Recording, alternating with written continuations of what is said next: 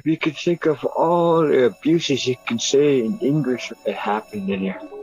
It really happened. And they hid it so well that people didn't even know what was going on right next door to them.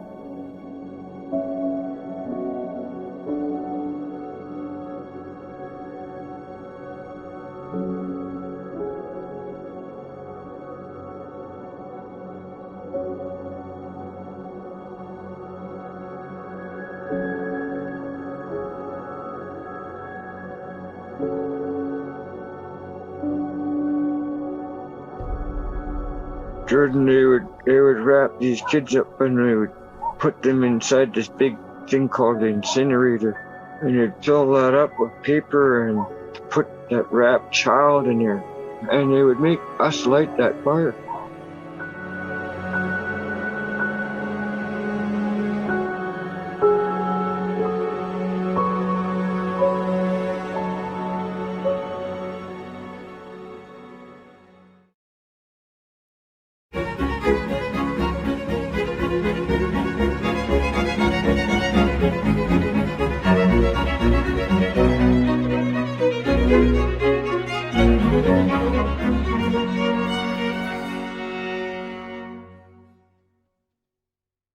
Hello, everybody. I'm pleased to be talking today with my friend and brother, Charles Joseph. Charles is a member of the Kwakwaka'wakw people who have lived for thousands of years on what is now the west coast of the Canadian province of British Columbia. He's an accomplished artist who works primarily in cedar carving and has produced a body of work within and extending his native tradition, including a 50-foot totem pole, which was installed in 2017 on Sherbrooke Street in Montreal, in front of the Montreal Museum of Fine Art, and which stands there to this day. I met Charles about 15 years ago when I attended a little craft fair in Comox on Vancouver Island in British Columbia. I thought it would be all hippies and candles, and mostly it was, but my wife Tammy convinced me to go, so I did. Charles had set up an exhibit there in a tent on the advice of his wife, as it turned out, and he'd placed a couple of his carvings outside. I walked by and thought, whoever did that is a real artist, not just a hippie, and went in. I told him how much I liked his work. I always liked that style of work, that native Western style of carving, ever since I was a kid, and he showed me a photo album which contained an almost unbelievably large range of carving style and motif. That day I bought a couple of small pieces, but we made an agreement that he would send me a carving every 6 months round there, and I would buy it, and we just continued doing that for as long as we were both happy with the arrangement. And that lasted for about 10 years before we started on a more major project together. I'll tell you the rest of that story as we continue our discussion. As I got to know Charles over a few years, eventually inviting him out to Toronto, he revealed more of his history. And we're going to talk about that today, along with discussing his arts and traditions and sources of inspiration. I need to tell all you people watching and listening that this is not going to be an easy conversation, and I'm not saying that lightly. We're going to start by thanking the crew, Chris Wycott, that helped Charles set up this interview from inside his carving tent at Sugarcane, just outside of Williams Lake in central British Columbia. The property owner there is Daryl Sellers. Hey, Charles. Hey, Jordan. Good to see you, man. It's been a long time. Yeah, it's really good to see you. Yeah. Yeah, it has been a couple of years. Yeah. So why don't you tell what you remember about his first meeting? Oh, okay. It was in Comox, and art show was called Nautical Days, and I got invited to go by him. I was reluctant to go at first because I wasn't sure what was going to happen there. I'd never been to it. But I decided, okay, let's set up a table. And at that time, the first couple of days, there was barely anybody reaching my table, so I brought my basset hounds. And my basset hounds were there that day, and you and your wife showed up. I said, could I pet your dogs? And then you guys walked in and started looking at all the button blankets that were hanging behind me and all the art that was on the table. And from that day on, we became close friends, and I love it. Yeah, well, you told me something striking that day, or later, not long after that. I think you told me that I was the first white guy that you'd really made a friendship with. Is that right? Yeah. Yeah. The reason for that, Jordan, I was reluctant to have non-native friends because of my residential past. I wasn't sure if I could trust anybody that way. Yeah, well, you told me this story, and that's one of the things I want you to do today. And that unfolded for us over a couple of years as we got to know each other, and it was pretty damn harrowing to listen to say the least. And so I thought one of the things we could do today is, well, I'd like you to tell your story right from the beginning. You told me about your grandparents and about when you were young and when you were in the hospital. People should know this. Well, it started off as I grew up with my great-grandparents. My mother and father gave me to my great-grandparents on my father's side. My great-great-grandparents were there, and my great-grandparents were the ones that grew me up, looked after me, and then when I got put into residential school, they were there trying to retrieve me back, get me, because they took me from the hospital, right? Like the residential school people grabbed me from the hospital with 3 other kids that time. I was 5 years old, just turning just about probably 5.5 years old when they grabbed me. Yeah, well, you told me you'd spent quite a bit of time in a hospital because you got sick with a number of things simultaneously. And at that time, you also didn't speak English. No English at all. And I got chicken pox, measles, and mumps, right? All in one after another. So I was stuck in the incubator for quite a while. First, they took me out of Alert Bay, and I can't remember where it was, what hospital it was, but I was in this plastic, I guess there's an incubator, plastic thing, or there's no blankets on you or nothing, because your blankets would get stuck to me or anything like that when I had chicken pox and measles. But when I was this young boy, and there's nobody in the room with me, no one seemed to be allowed to come around me. But this young boy, I always remember this story because he's the first one that gave me a toy to play with in this incubator thing because I had nothing to play with, right? So he stacked up these books to be able to reach the crib that I was in. That's how small we were, 5 years old. So I was in this bed, he stacked these books up and threw a toy, and he couldn't completely reach over, so he threw it in and then climbed back down off those books. And I had that toy in my hand, and I guess I was excited just for that toy and him for doing that, right? And I got to play with that toy until I got to leave that hospital. And then when I ended up back in Alert Bay Hospital, and all of a sudden I got picked up by this residential school. Well, I think you told me that you were on the dock waiting for your great-grandparents to pick you up. No. I was in the hospital in the waiting room, and they were down the dock waiting for a taxi, but they got there too late, right? I was already picked up by these people, and I never knew them. And I couldn't speak English to ask what was going on and where was I going. So by the time that happened, I was in this residential school, and there was a big red brick building. And as soon as I got inside those doors, my life changed within seconds, because I got thrown to the floor, and they cut my hair, took all my clothes off, and put these funny looking clothes on me, and shoes 4 times too big for me. And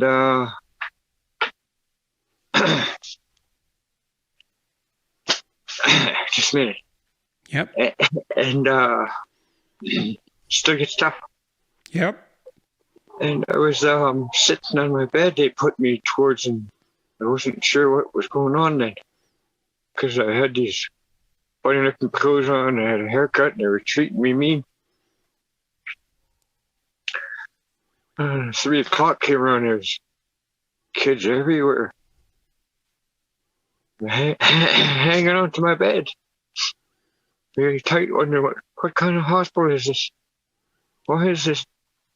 Why are they allowed to run around and I'm not? And his three boys are standing there. "Hey, there's a new kid, there's a new kid." And that was me. And from that day on, those three boys became my friends, my blood brother. We grew up together in there for quite a few years. Instead of trying to look after each other's back, I guess you might say. And they were teaching me the ropes of residential school and what not to do and what to do.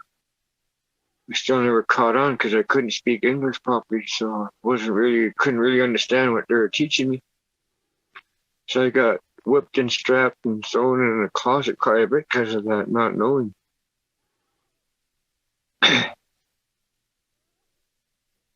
It got worse from there. It just like I got hurt by a nun and then preacher the following day, so you were confusing throughout the years about whether I should be with a woman or a man because of what they did to me.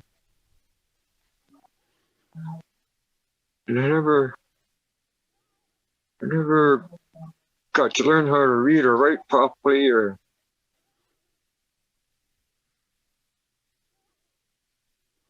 You told me, Charles, that you had a hard time finding enough to eat when you were in the residential school.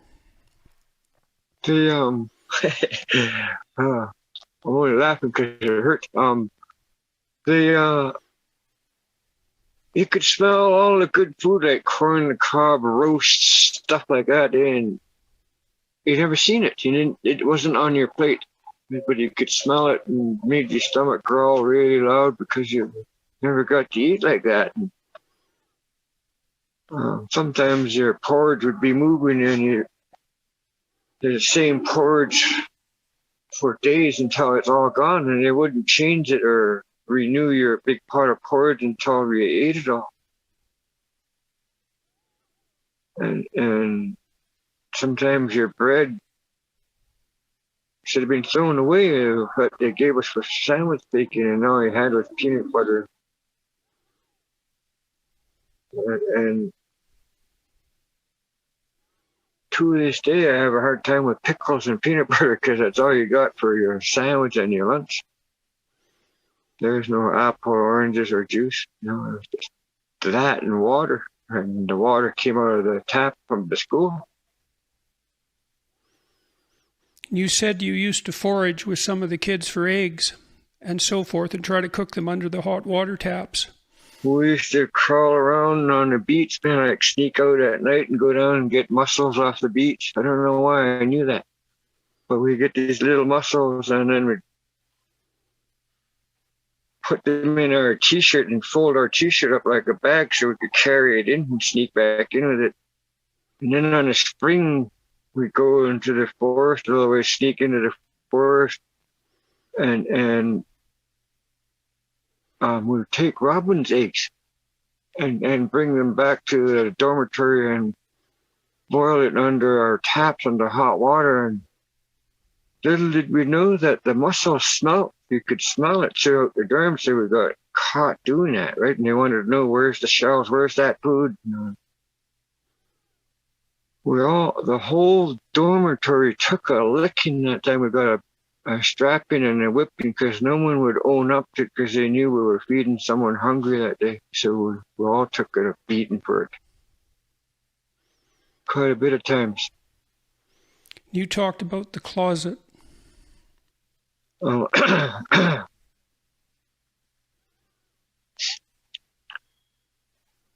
when they were done with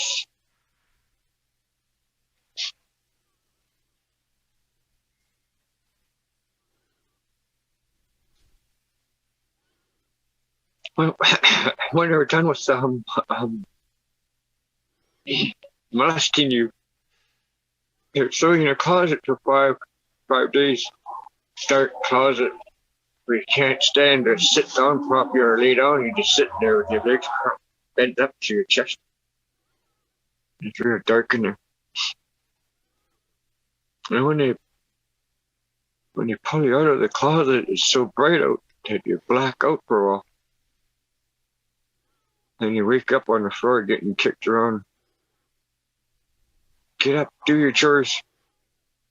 Oh, you'll get put back in there again. And you're waking up from being kicked around, and then you don't even know what your chores are because you're blacked out when they're telling you what they want you to do. So you get into more trouble because you don't know where your chores are, what you're supposed to be doing. How long were you in the school? I was in there for 9 years. Probably 3-4 years of it, you weren't allowed to go home. What did you think about your family not being there? I thought, I never really thought more of them. I thought, what did I do so wrong that they left me there? I couldn't figure out what was it that I did that they put me in such a bad place like this. And then witnessing probably the third time they tried to come around to come and get me, and I seen the RCMP escorting them away from the residential area and escorting them right down to the dock. I told them if they came back, they were going to be put to jail, come back and try to get me. So they never ever came back. So I seen that. So before I seen that, I was blaming my grandparents and my dad because that's who I grew up with. I was mad at them for leaving me in such an awful place, and then wondering why they left me there.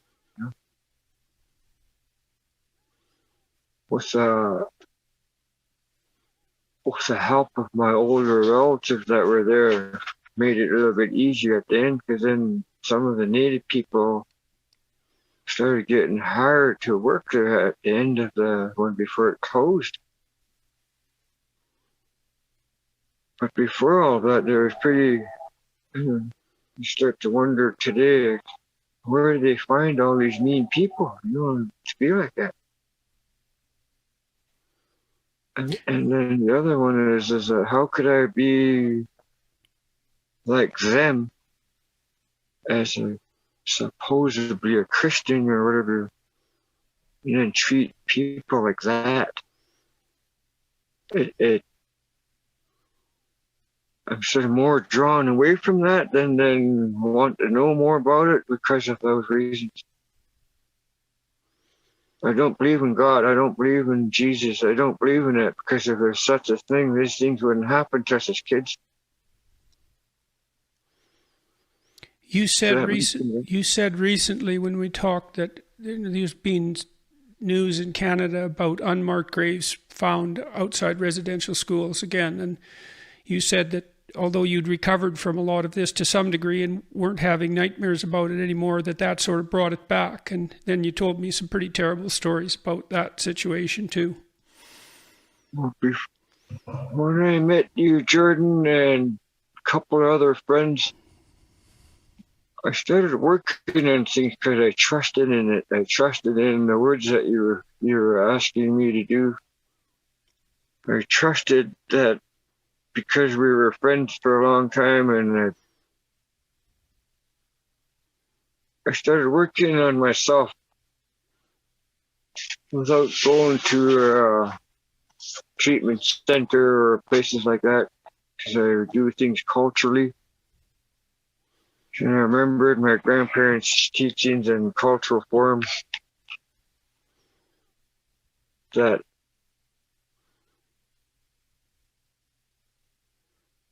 it made it easier for me to live my life without feeling like that, because stinking thinking sure can kill a person inside out. You won't even know that I'm hurting.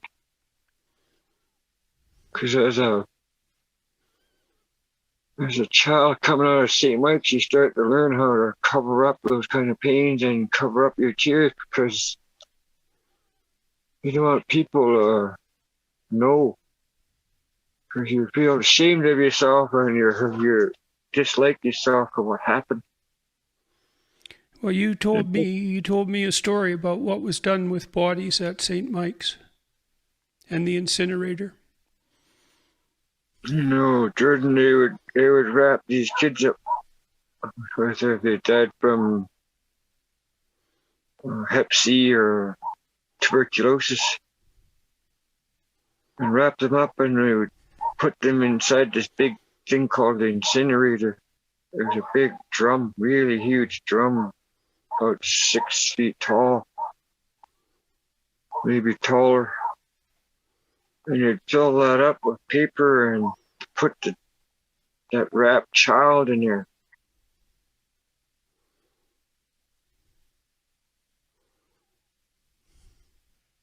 And they would make us light that fire. And the whole town would stink. The whole place of that area would stink. You could smell the body burning.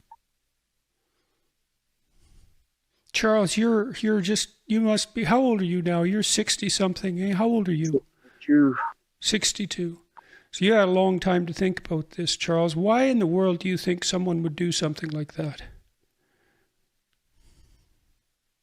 Do you have any? Well, that comes from Jordan. I've never, I often thought about that.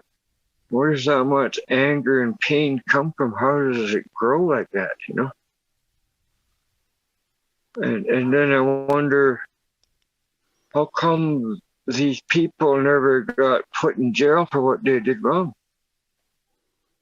If that was me doing that, I'd be in jail for a long time. Or condemned from the world. You can't get a job, and you'd be on TV saying, oh, this guy's a rapist or a molester. But these guys that hurt us, not one of them are on pictures on that stuff.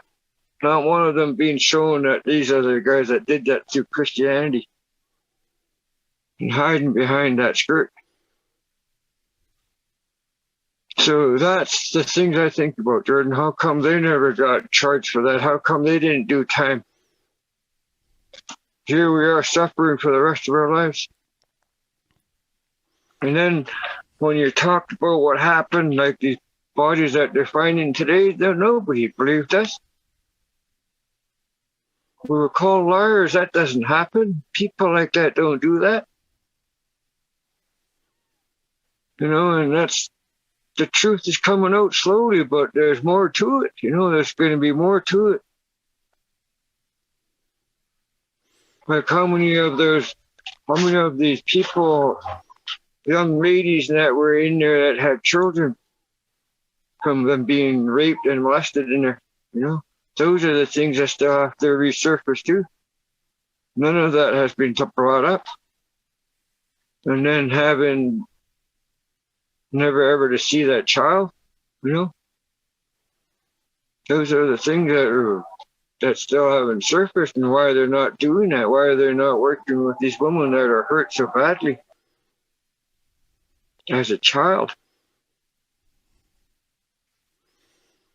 So you look at the reserves, we all walk around and we've got children having children because we don't know the difference from what happened as a result of this.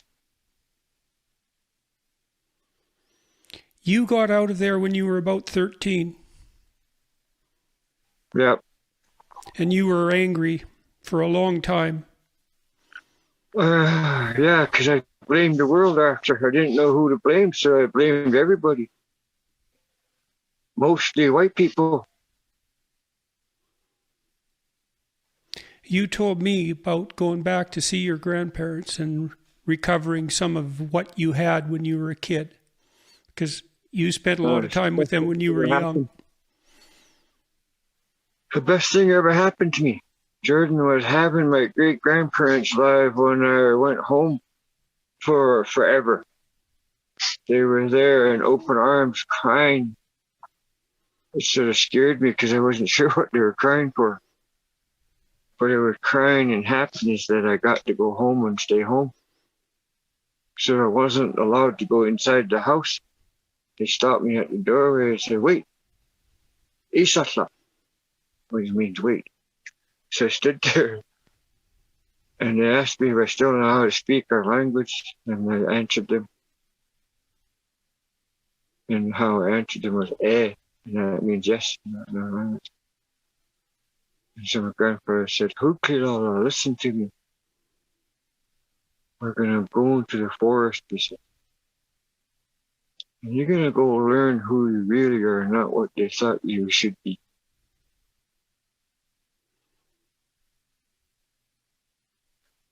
I was really scared. Wasn't sure what was going to happen. So as we were entering into the forest, my grandfather asked me to take my residential clothes off and leave it right there, wherever it comes off. So as we were heading up this creek behind Sam Charlie's house, Siki's house, Chief, there was a creek behind her house, and it went up towards back of the reserve. And there's these 4 big trees that were there, and a spot to sit in the middle of these trees. He brought me there, and he sat me down and put a blanket on me. It wasn't any blanket, it was his chief's blanket, with buttons on there and a story that told his story of what he had crusts on in his treasure box on his blanket. So I was very proud to wear that. And I sat there, and he gave me a pebble, a feather, and a rattle. And I'm sitting there trying to figure, well, what are these for? And my grandfather says, you can't leave this area at nighttime, you've got to stay here no matter what. If there's ghosts or things that scare you through the night, you use your feather and your rattle and you pray with your feather. You ask your spirit people to come watch over you. And you use your rattle to prepare the ground so that the spirit people can come and look after their circle where you're at. When you get dry, son, don't leave the circle. Put that pebble in your mouth. It'll help your mouth stay moist until you're done with what you're doing. Until you're allowed to leave that area and go have your bath and have a drink of water. So I did those things. And then, after about the 4th day, these trees were talking to me. It was amazing that these trees were talking to me in our language. And the amazing thing was that when you look at the 12-step book today that they use for treatment centers, they were doing it in our language, but in 4s. Not 1 step, but in 4s to me. And then reading me positive affirmation about who I am. And then nurturing that little boy. At first I couldn't understand what little boy, and that little boy was me when I got first put in St. Mike's. And then worked my way up to being able to handle what was going on in my life without hurting myself and watching other people suffer the way they suffer today, and knowing that there's just a little bit of comfort that you could find. You stop that stinking thinking for all, right? Charles, did you tell me that when that was happening to you out in the forest, that your great-grandfather had got people to be behind the trees and talk to you? They were standing behind the trees. Yeah, but I thought their trees were talking to me. But when I finally got up and walked out to go walk home, these people were behind me, and I looked back, and there's these chiefs standing there behind these trees, and they're nodding their head. And that means it's okay to leave the circle. You can go home now. Tell your grandparents what you've learned, how you feel. But when I was walking, I felt like I was on clouds. Walking on clouds because a lot of that pain and pressure that I was inside me felt like some of it disappeared through them, through the positive affirmation. And then, what were they telling you? What were they telling you? Why did it help? because they brought me to my childhood, they made me envision myself standing there, being hugged and nurtured and looked after where I should have been. And they were speaking in our language in that form. And when you speak in our language, Jordan, it's different. It's like it means more than just the sentence itself. It means more than that. Like when you're sitting there listening to them tell you the good things about yourself, you start to look at what they're saying and what the other guy's saying. He goes, the weather's like this. It's nice out.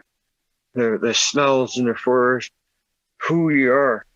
What's your native name? All of that gave me strength for some reason. And then they started talking about who I should be today, what you should be learning, what you should do to make yourself feel more comfortable with life. And to meditate to the spirit people about strength and be able to learn from what it is that you're doing here. Why are you here? And why I was there was to let go of this pain that I'm carrying still today, but to be able to live through it without hurting myself or others. Charles, can you talk more about what happened to you in the residential school? I know these are terrible things to talk about, but people need to know.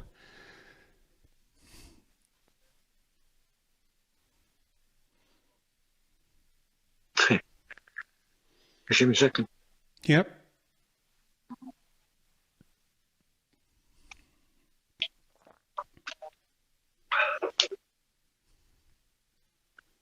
Water's healing. Before we did this, before I knew we were going to sit down and do this, I was meditating to my grandparents about giving me strength here up in Williams Lake. My family, my wife and my children are from here, so I wanted them to learn the Shuswap way besides my own. So I wanted to, I'd like to thank the Sugarcane Tribe for allowing me to be here doing this today. Because I'm working on some things for them about that residential school that they had here and some history that they taught me here, what I could put on their panel for them.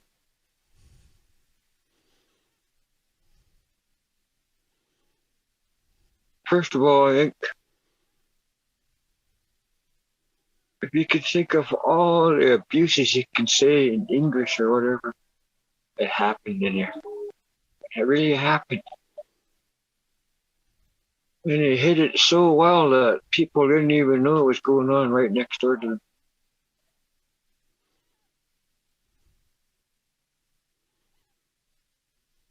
I was five and a half years old when I got raped by a nun, and then I got raped by a preacher the next day. So they sort of shut me down. I didn't want to be around that. I didn't want to be hurt like that. I didn't want to live like that. So I didn't really learn anything by that or what they were doing. They're being very mean every which way you can think of. And they would tell you it's Bible study time and you never seen a Bible. So I really sort of don't know what's in that Bible because I don't care about it more. I probably would have learned more about it if they actually showed us what it was that we were supposed to learn. But you get brought down to the boiler room and they would just rape you and molest you and make you do things to them. If you don't abide by their rules, you're going to either get really hurt or you're going to be a memory. as a little kid, you get really scared of that stuff because you don't know, there's nobody there to help you. There's no parents to stop them from what they're doing. There's nobody there. Not even another child could help you because they would just get hurt with you.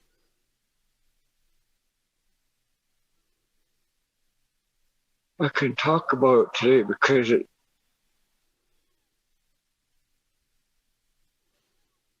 not happening no more, and I don't allow that around my family. And I don't wish that kind of pain on anybody, not even my worst enemy. I still, when I found out about these graves, I started having bad nightmares all over again.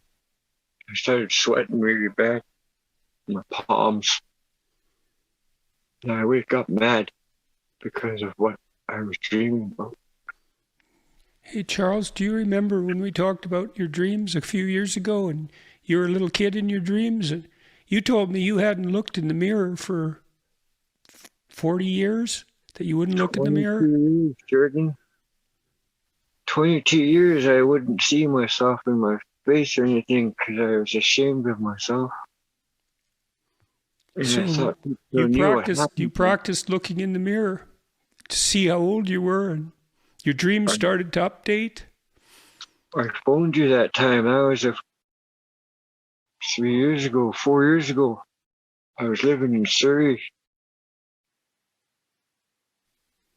And I told you that out of the blue, I told you that, you know, Jordan, I don't shave looking in the mirror. I don't look at myself in the mirror, and I rarely comb my hair because I don't even know what my face looks like. And then it was funny that when I seen myself on Patricia's camera, oh, that's me. And I realized when I was looking in the mirror, I was feeling my face. And I fell to my knees. And Frankie goes, "You okay in the bathroom?" I made a big thump. And I could barely say I was okay without letting her know I was crying. I was crying because I missed out on 20 years of watching my face and my hair and my body get older. I missed out on looking at myself, and because of that, because of my shame of myself, of what happened to me in residential school, I transformed my dreams to my grandparents. They're the ones, my great-grandparents. They're the ones that were teachers at that time. So I thought, when my great-grandmother went to the hospital when she had an injury on her left leg, on her top of her foot. She was a diabetic, so it had a really hard time healing, and they wanted to amputate her foot that time. And she told us that in our culture, when a person loses a limb or a finger or whatever in this world, that you've done something so bad that you got to fix it in the next world, next time. So there's no way you're taking my foot off. She told the doctor just to leave, call my family. So she called me in and told me what she was doing, and I was sitting there begging her not to do that because I still needed to learn more from her. And she says, "You're moving." What do you mean I'm moving? While you're sitting with me, I have family members up your house right now packing you and your family out, and you're moving on the last ferry. You're moving to Camera River, and I don't want you to see me the way I'm gonna be. I want you to remember me, who I am and what I'm now, not when I get sick. And I was begging her not to do that because we still needed her, and I still needed more knowledge from her. But she said, "No, son, I'm tired. Can't be here no more." So the last ferry came around, and I was I was on the ferry, wondering what the heck I'm doing. Why am I leaving? And that was what she asked of me to do, so I left. And then when I came back for the funeral, I don't know.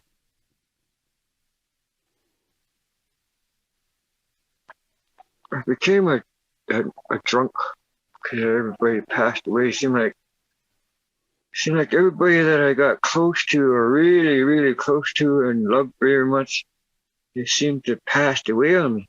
So I started, geez, my jinx. Every time someone I get close to, they either get sick and die, or something happens bad. So for the longest time after my great grandmother died, I wouldn't take anybody as a friend for all that close because of those feelings. And that's how I lived for all this. I just sat and closet drank, and then started drinking with the street people for a few years. And then I sobered up because of my great grandfather, and he said that you have to come home and learn who you are. How old were you then, Charles? What's that? How old were you then?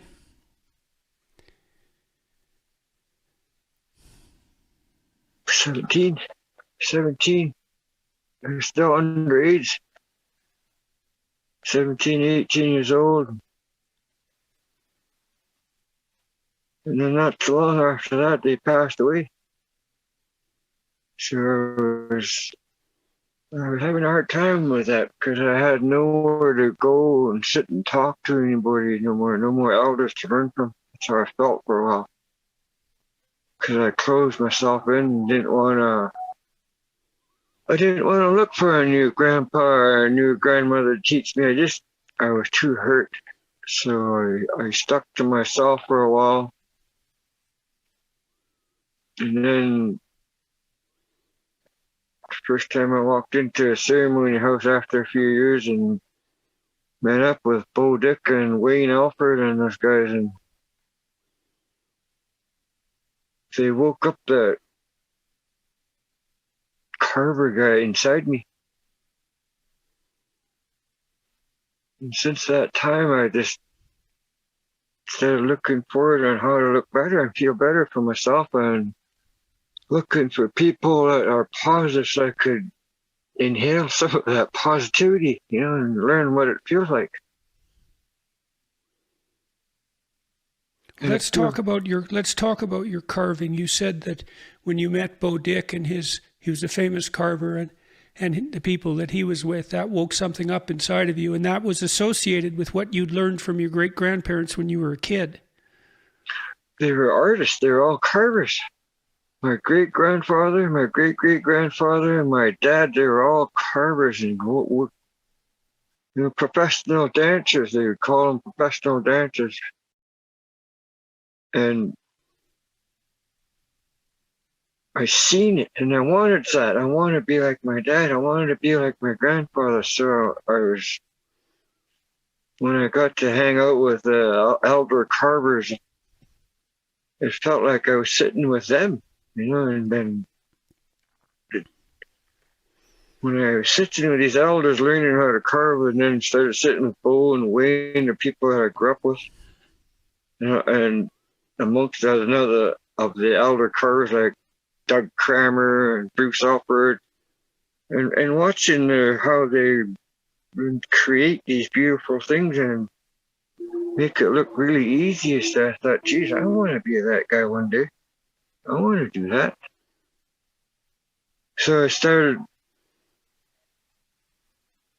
carving more and more and more, and then started missing out on my jobs that I used to have. I used to be a logger and a fisherman, and I just recently sold my boat because I like carving more than I would fishing. So, and the thing about the carving lifestyle is I'm still sitting here in Williams Lake by myself, carving, always by myself. But I don't feel like I'm by myself. sometimes I feel, sometimes I get scared to tell the story that a lot of the stuff that I do comes from my dreams. In my dreams, my great grandfather and my dad come to my dreams, and they correct me in my carvings if I get stuck or there's something that I think is wrong. They'll remind me how to fix it. And you told me too that, like, I was really struck by your carvings when I saw that photo album, and I've got a lot of them now. And well, that whole project really exploded. We could talk about that later. But you told me that very often in your dreams, you dream in the images that you're carving, that those animals and those figures and people, those spirits as well that you carve, they're there in your dreams and you can see them. You talk to me, yeah. Let's say, for instance, I'm sitting there and I'm working on a bear and a raven or an eagle. And I'm always start from the bottom up, from the bottom of my pole or bottom of my plaque, and I'll work my way up to the top. The story that I always start with is the bottom and work my way up. And sometimes when I'm sitting there in my dreams, these bears come to life, jump out of the plaque, jump out of the wood. And they're there right in front of me, and the designs that are on them are still on them. It's just weird how that, and they speak in our language, not English, they speak in my language, and it really makes me feel good that I could practice my language without getting whipped or strapped. I guess that's why that's there.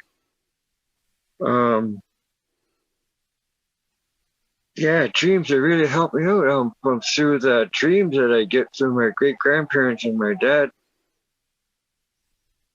I always look forward to it at the next night because it's always giving me something that I wanted to learn.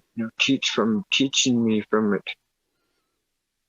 And sometimes it gets scary because some of these big animals that come to life, I don't know, they're gonna, like in my dream, like hurt me or eat me, or because the bears are huge and the wild woman's huge. These things are massive. Like in my dreams, they're real. Like, you know what I mean? Like the story that you're told, it's not the carving itself. It's the story that is given to us for that, and the legends and how it's danced and used and sang. That's what brings the strength of that bear. Because it's greater than what he actually looks like when he's in your dream. He's big as a house. He's bigger than the car, right? You know what I mean? That's how big the grizzly bears are in your dream, in my dream. And the wild woman, she's tall as the trees, and you know what I mean? She's massive, like big, tall people. And then you got the book, wasn't it? They're so tiny that they're under 3 feet tall, and they can disappear just like that, right? So those come in my dreams, and when that happens, I always wake up, or I'll try to wake up right away and sketch it before I forget it, if I do forget it. And then the reason why I don't forget my dreams is because as soon as I wake up, I talk about it. Mm-hmm. And I keep talking about it until I get it. Yeah.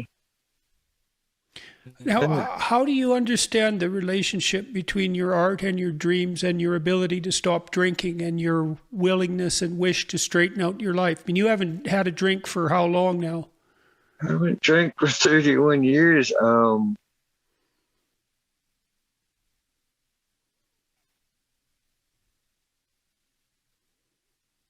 I think the reason why I quit drinking and drugging was because it didn't go hand in hand with what I was doing with art and culture. It wasn't there, right? It didn't have those feelings that you have when you're sitting around your art or watching the dance go on or the singing. It means more to me when I'm in cultural. It feels like it's my church. Let's put it that way. I think that's how I want to put it. It feels like I'm in my church when I'm doing these things. It feels like when they're singing and the drums are going and there's from young kids to our elders, and when our elders walk into the ceremony, how whether they're on a wheelchair or they got a cane, that just gets put down, and it's like there's no pain in that alder because of that singing and drumming. It just, okay, this is how my great grandfather told me one time, is that you draw the energy from your guests, and then when you're dancing, you give it back. So that energy's going around like this to them, through your guests, and then on the floor to the dance, and then back to the guests, back to you, back to them, like that. The energy, a positive feeling, good feeling, just goes around and around and around, and when you leave feeling like that. Like you're that dancer, you're that singer, you're all of that by witnessing that. And I think you witnessed some of those feelings that we've done at your house, and plus at our ceremony place back in Port Rupert when we had our potlatch. And that was like I was in my glory when those things go on. Makes me feel really good. None of that my childhood pain surfaces when I'm in that zone. One of the things I found really fascinating about the carvings was the relationship between them and your dreams. That was extremely interesting, but also the fact that these figures that you create are associated in your tradition with songs and with dances, and that your families have songs and dances that are specific to them and carvings that are passed down that are specific to them. It's very remarkable. And so maybe you could talk a little bit about that, if you would. Geez, that kind of art goes back generations after generations, but we're always told when you first get put into a dance or a mask and your name is you're not the owner of it, you're just a carrier of it. You're carrying it for your chief, your family, your treasure box. So when you put all of that in one box, like the treasure box, you start to look in there and see what your family, how it started, where it created from. Why does it belong to us? Why don't we use these ones? My grandfather used to always say, when you learn who you are, son, there's no end to learning. So when you're doing cultural work, being a native and doing cultural things the way we do to be a survivor or a hunter, fisherman, or just being a father. Those teachings are inside those carvings. And when I dream about those things, there's always something like for instance, Jordan, when we were talking about your holes in your house there, and when you were talking about your bear, so in my dream that bear was holding you, hugging you, and letting you know that you're the chief of your house, you're the speaker of your family, you're that man, you're the teacher. And then when the eagle came to the house, that was your wife's story. And so we incorporated that eagle and her and your son and daughter into that for wrapping around the family, the son and daughter wrapped around the mother. Because that's Charles, my friends used to call my dad Wally Bear. And so that's interesting. And then I didn't realize until after you'd made those poles for me that are up on the third floor and I didn't know this, I should have. My middle name, Barrett, is from my great-grandfather, and it's derived from the word for bear. Yeah. Wow. Yeah. Good one. Yeah. Jordan, it's amazing how things come together, and it fits the story both sides, like mine and yours.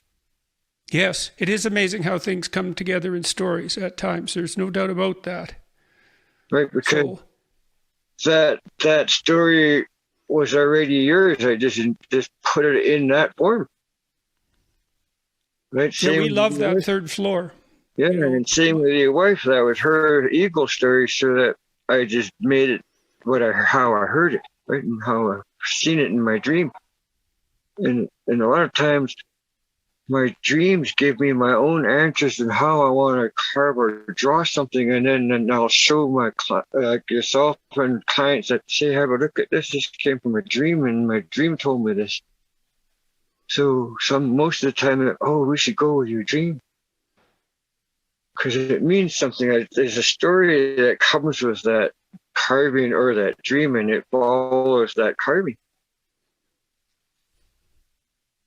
And I sort of like just sit and ponder on how the story is going to come to life when I'm carving. As I'm carving, I can see it coming to life. But I can't see it when I'm just looking at this block of wood or this log.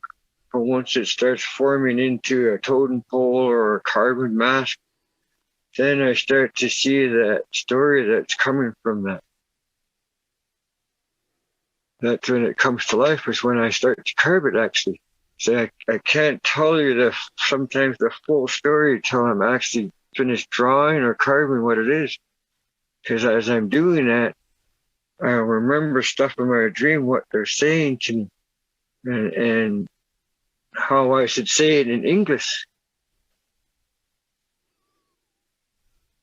So when you came out to Toronto, we started to talk about my third floor.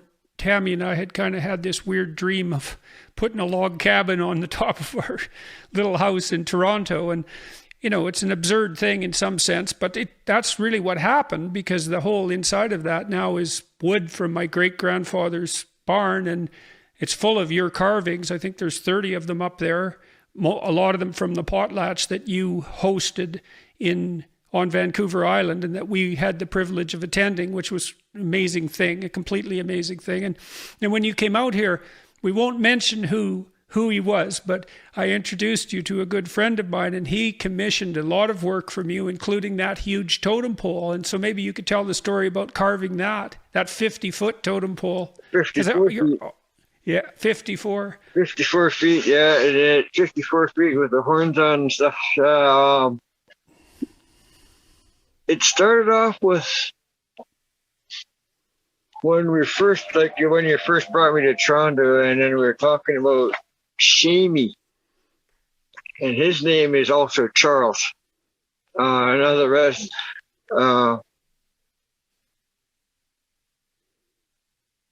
He passed away on train tracks, and anyway, when you guys were telling that story at the dining table there, and then you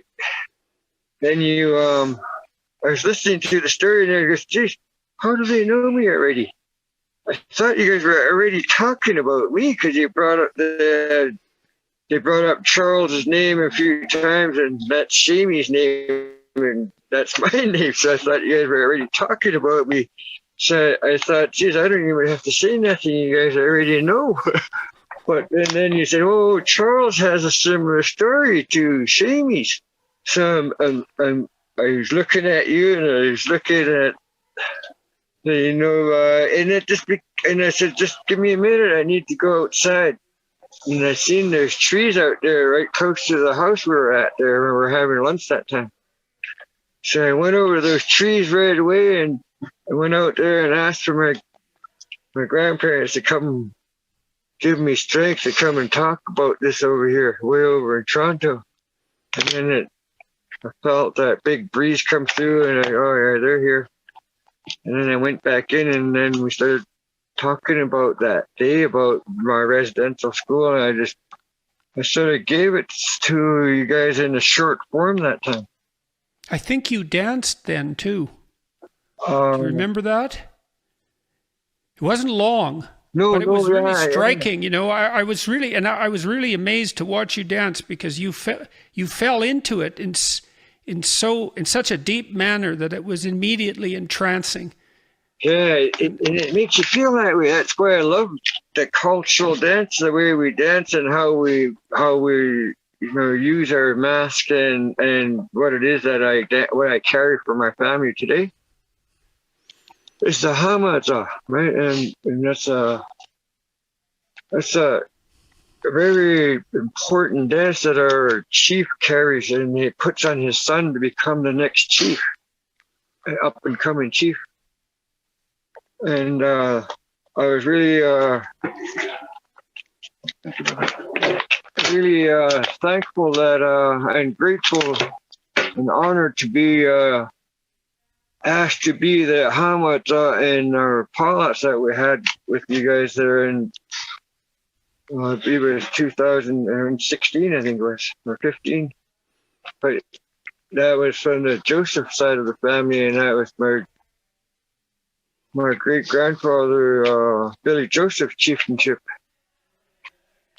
And my auntie and uncle asked if I could be that dancer that day because we wanted to put it on my son and then put it on their son because it belonged in that side of the family, but the family said we want it on you. And I said I got thrown back by that because I thought they would point at my son. But they said, no, we want it on you first so you could put it on him later down the road. Oh, but it belongs to your son. He says, no, we want it on you. My son can't dance. My son's not ready for culture. So I stood up, and that's probably around the first time I ever really started crying, hugging people. It was around that time, and I still do that today now. I was not a huggy kind of guy. I didn't like it. Yeah, no wonder.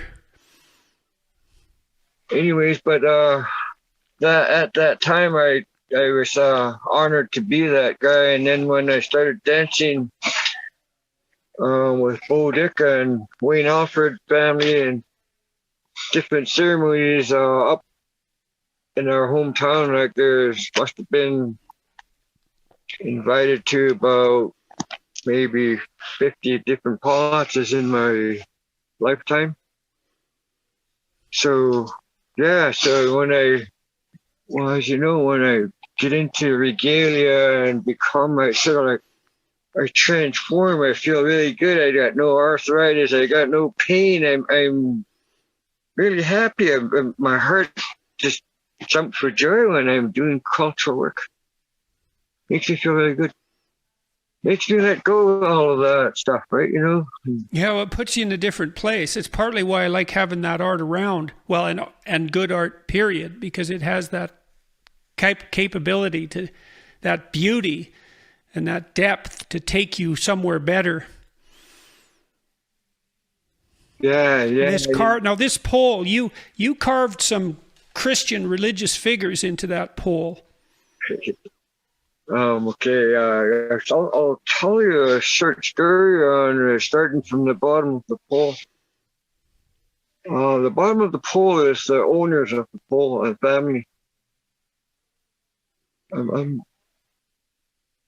still not allowed to use names because of the media and stuff. So, but anyway, and then after that is it's a cedar rope carved like a cedar rope underneath at the bottom of the woman's legs. And that cedar rope is for safety of wherever that pole goes, I feel.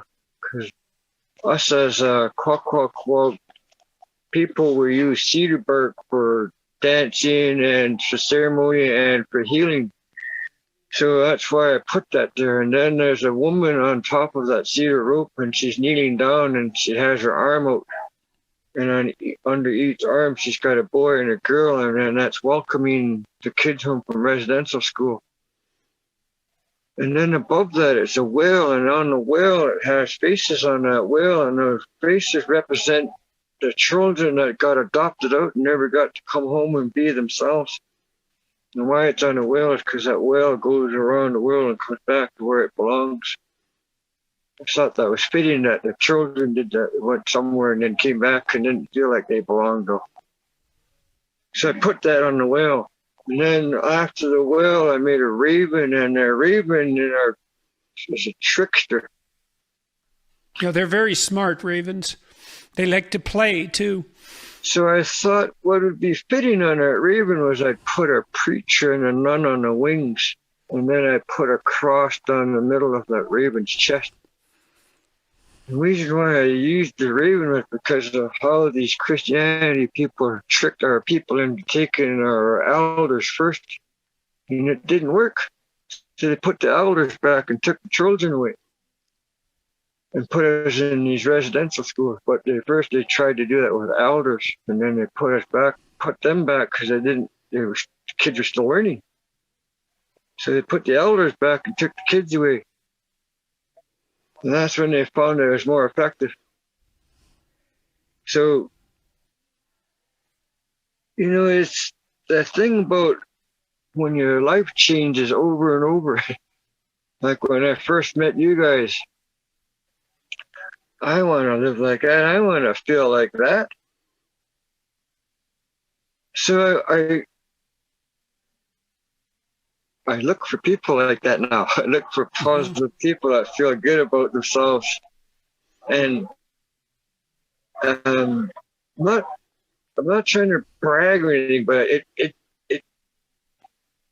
it's good to feel like that. It makes me feel good that when I'm like that, I can carve happy masks. I feel good. I'm not frustrated inside or hurt inside where my mask's going to feel like that, right? Or my carving. So when I do totem poles, I want to feel like that. And when I'm not feeling good about things, I won't go to that pole that next day or something. If I'm feeling down or, there's something sad or a death going on, I won't go around my art until I feel better. And I don't know why I do that. It's just something out of respect for the spirit people, out of respect for the teachers that taught me the art. I guess that's learning how to deal with respect in that way. Well, learning what to respect too. Yeah. I mean, look, there's with alcoholism, there's a scientific literature on alcohol abuse, and one of the most effective treatments for alcohol abuse is spiritual transformation. It's the only treatment, so to speak, for alcoholism that's really been validated. And so that's really quite something. And you said that you found something that was more important fundamentally. I mean, there's more to it than that, but that's to be taken seriously. I quit drinking when I was about 28. And the reason I quit was because I was writing. Well, there was a couple of reasons. I was having kids and I wasn't going to drink when I had little kids. That just wasn't a good idea. And, the only time I was doing things that I would be ashamed of the next day or a week later or something, it was always if I was drinking. And so I thought, well, maybe I don't want to do things I'm ashamed of anymore. But also because I was writing, and I was writing about mythology and stories and all of that, it was very hard work and very emotionally demanding. But I couldn't do it well if I was hungover. And so I thought, well, which do I want to be? Do I want to write this book or do I want to be hungover? And so I stopped, and I stopped for 30 years, I guess. I drank a little bit again when I was in my early 50s, but I quit again after that because I found that even though about 25 years had gone by, if I drank again, I usually drank too much. And then I, was likely to do something stupid. And I thought, well, no, it's just not worth it at all. It's not worth it at all. Yeah, I'm laughing with you. Yeah, no, I understand. And so how many people worked with you on those big poles that you produced? I mean, you produced some 8-footers for me, 8 and 10 feet, I guess. The welcome figure must be 9 feet about. When I worked on your stuff, Jordan, there was just the family, me, Oceana, James, and Frankie. And when I worked on that big 54-foot project, there was Oceana, James, Frankie, myself, my brother Leonard, my brother Gordon, my late nephew Johnny, and my nephew Mike, and Orbit, Leonard Jr. And it was like I've always done. It was always family effort, right? I make sure I keep my family involved, and so they keep in touch with culture. And then when we had that ceremony, a lot of my family members didn't make it, but when the ones that did make it, they were never, introduced to the culture because they lived in Vancouver all their lives or urbanized. So when they got to come home, it was a big teaching to them too, right? Because they've never ever been involved in it. So it's good to see that it works. Was it good for them to do the carving? Oh, geez, you should have seen how they felt when it got stood up. They were so proud of being part of that. You know what I mean? And I was proud to see that, how happy they looked when they seen the creation that we did together as a family stood up somewhere where we're never going to probably go again, you know? Who knows?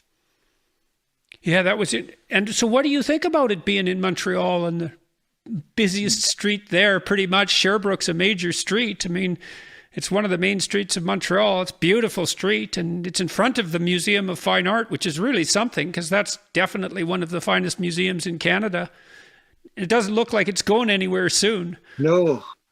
Well, I mentioned to them that, you know, one day you guys should return this pole and get your own.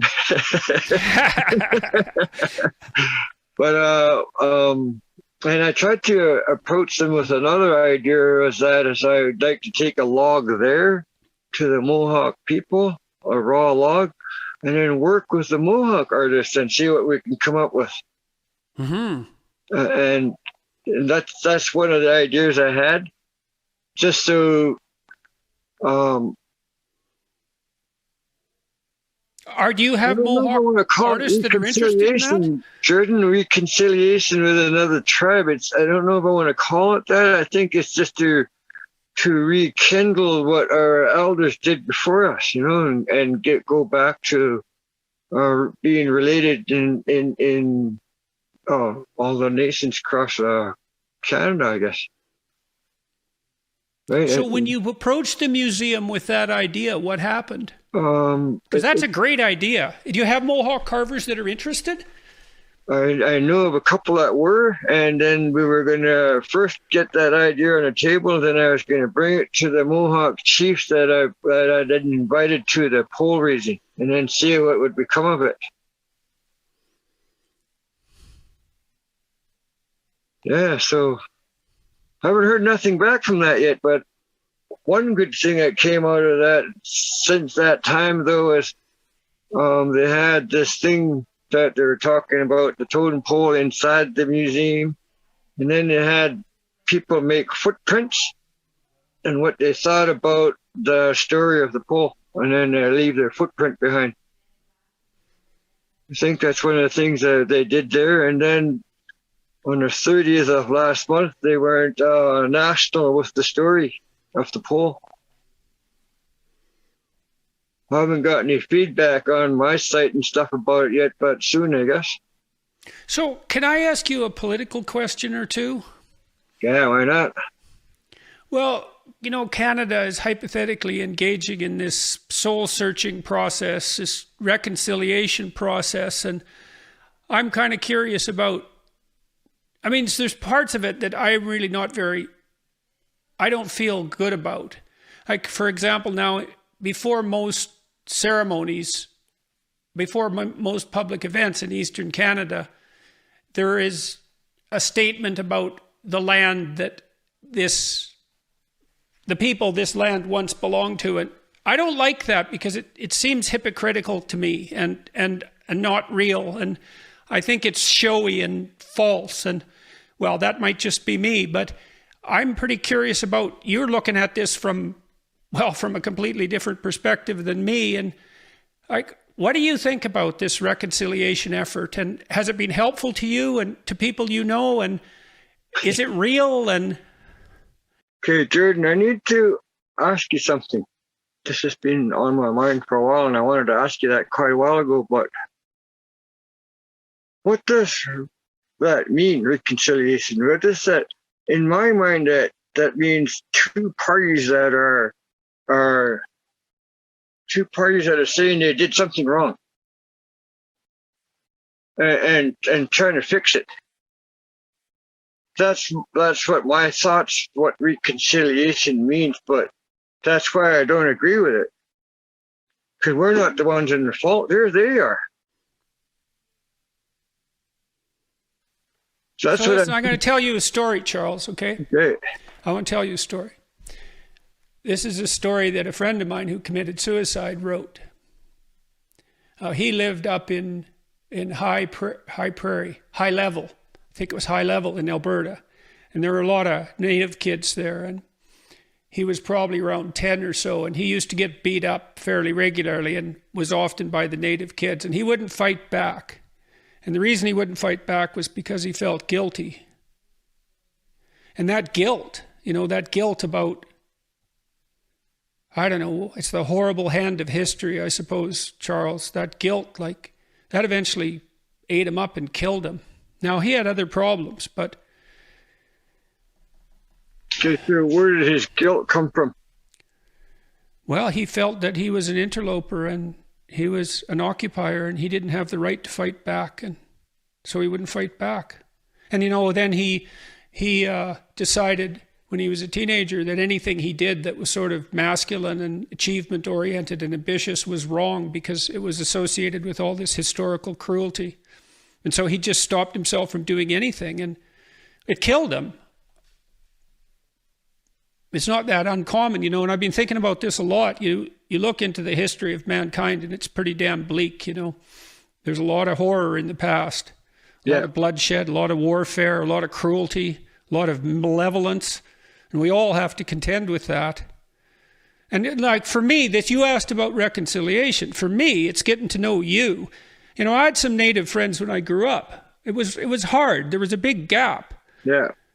I'll tell you a story. I'll remember this, man. So I had this friend, off and on friend. He was a native guy. His name was Dennis Helly. I think Dennis is still alive. And we kind of had a friendship in grade 6. And he was a big, rough kid. And I was a bit afraid of him. But he was a good guy, good-looking kid. And he was smart.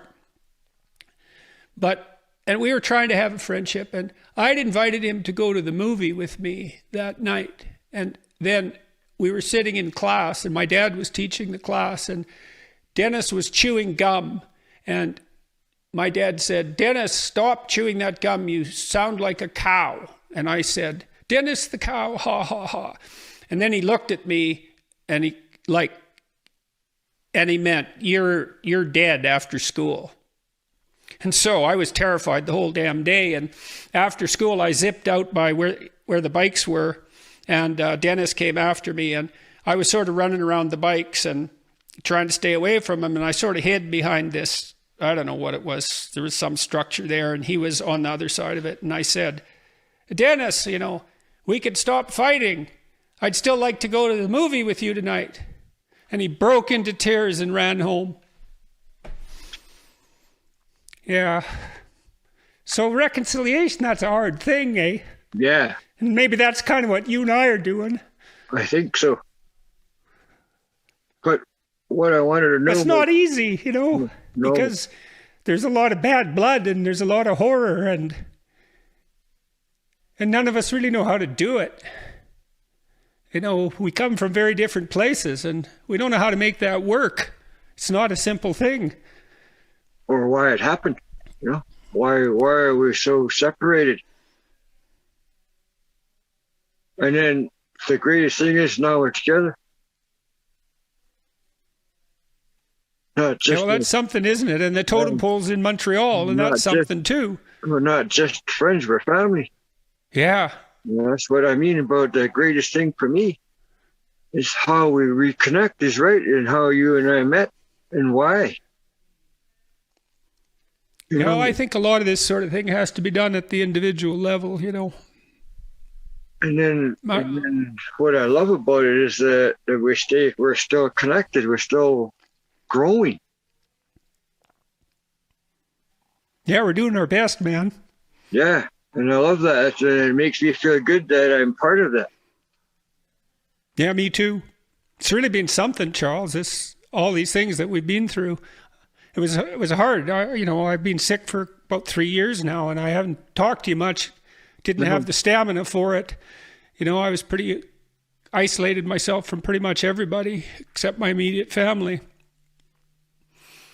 But we've been on some great adventures, you and me. That potlatch was really something. That ceremony, when you and your guys came, and your wife too, your whole family came to my house to do the ceremony to open the 3rd floor. That was the same day. So that was when I was inducted into your family. And, people have made fun of that and said that I was lying. And, well, it's not a lie.